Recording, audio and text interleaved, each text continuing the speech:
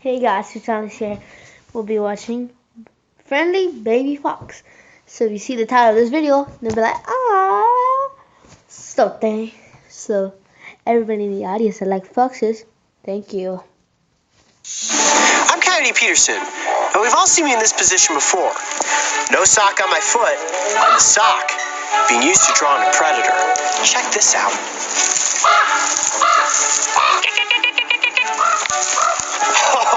That right there is a baby red fox. A red fox? Isn't Tails the fox a red fox? Anybody that watches Sonic or knows Sonic the Hedgehog, comment below if Tails the fox is red fox. Okay. Come here.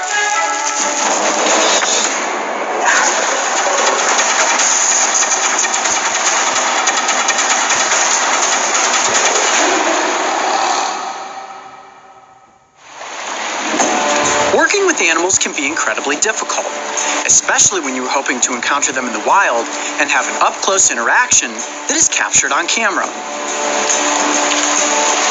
The crew and I have visited many locations over the course of filming Breaking Trail. And if you have ever wondered which location has been the most difficult so far, I would definitely have to say it was Alaska.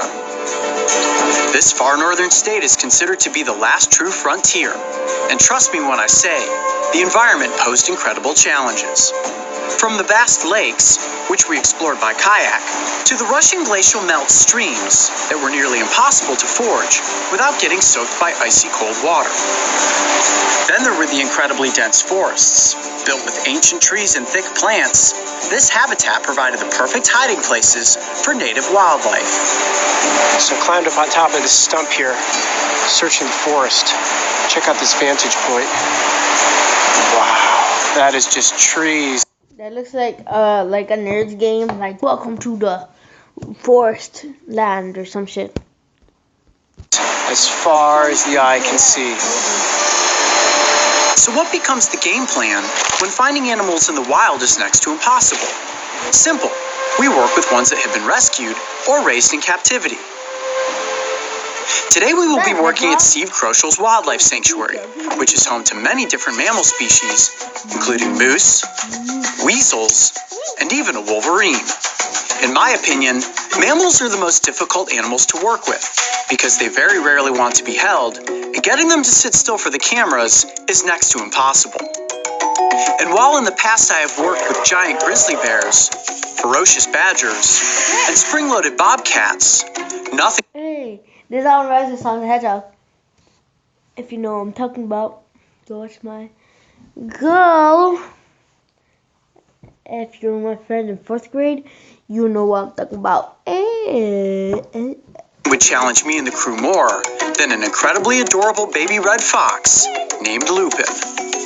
Lupith. Now, one of the toughest things about working with a fox is that a fox wants to move around as much as possible. So right now we are inside of Lupin's enclosure, and you can see this looks completely natural. You can barely even tell that we're in her enclosed environment. And here she comes, Lupin. She's very excited to have us in here. Come here, you. As soon as she starts to calm down, I have a good feeling that she'll probably come close for the cameras, but at the moment, we have to let her get acclimated to us being in here. There you are. Are you going to come hang out with me? Right about now, I am sure you were wondering, what in the world are those noises Coyote is making? Well, they're fox calls that Steve taught me. You see, Steve has the uncanny ability to speak with animals. Now, Steve, I hear you making this little sounds like a turkey noise. Well, I'm talking mink language now. That's mink. Yeah, mink language. Go ahead, try it. Okay. Gotta go faster. There you go. Pretty good. And he said that if I could master the language of the fox, I would likely become one of the skulk, which is a group of foxes.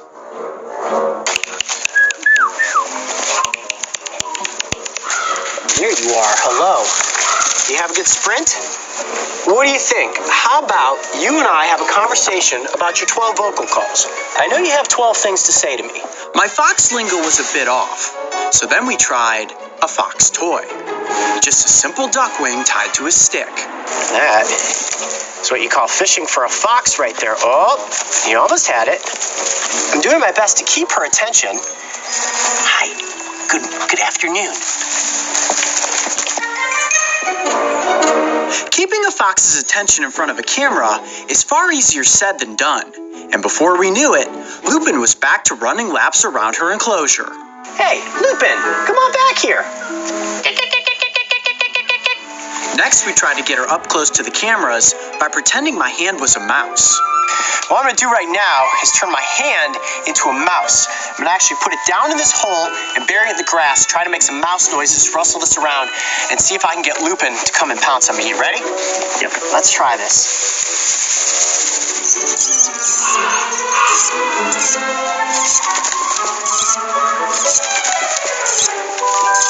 Oh, yep, it worked.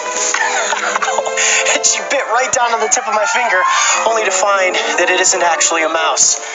Well, that was pretty cool. All right, well, apparently I can speak mouse. Haven't quite yet learned how to speak fox. We had some pretty good success at first, until she figured out that she couldn't eat my fingers.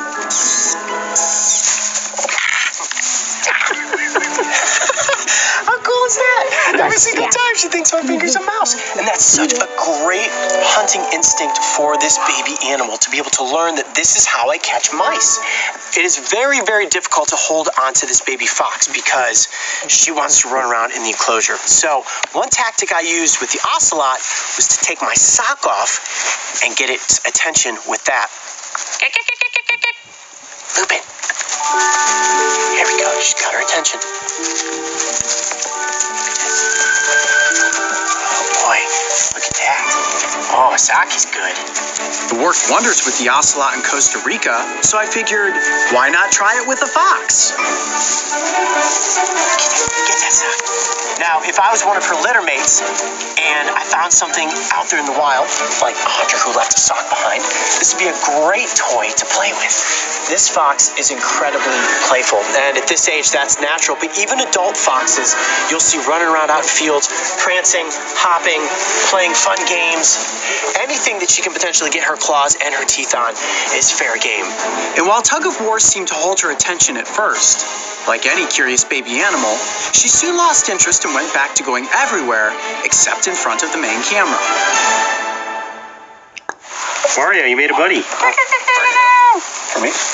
You're so cute. You're such a cutie. Well, she's over there rolling around on her back with Mario, and he's got that big fuzzy microphone on the front of his camera, and I think Mario. Ooh, yeah, I didn't mean Mario. she's attracted to either shininess of the lens or the microphone cover. It's almost impossible to keep her in one spot. I'm going to put my boot back on, and one of my favorite things to do with the animals that we work with is to actually follow them around with a GoPro camera. So I've got the GoPro set up on a gimbal, and let's see if we can track down the baby red fox.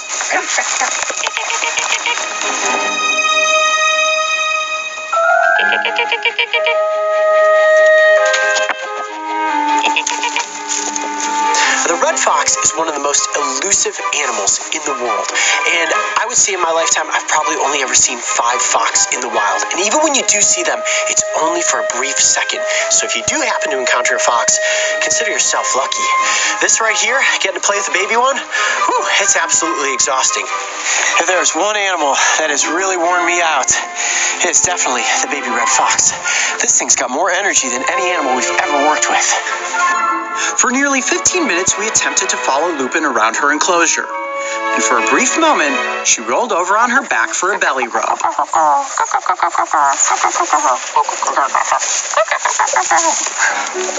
Oh, there she goes.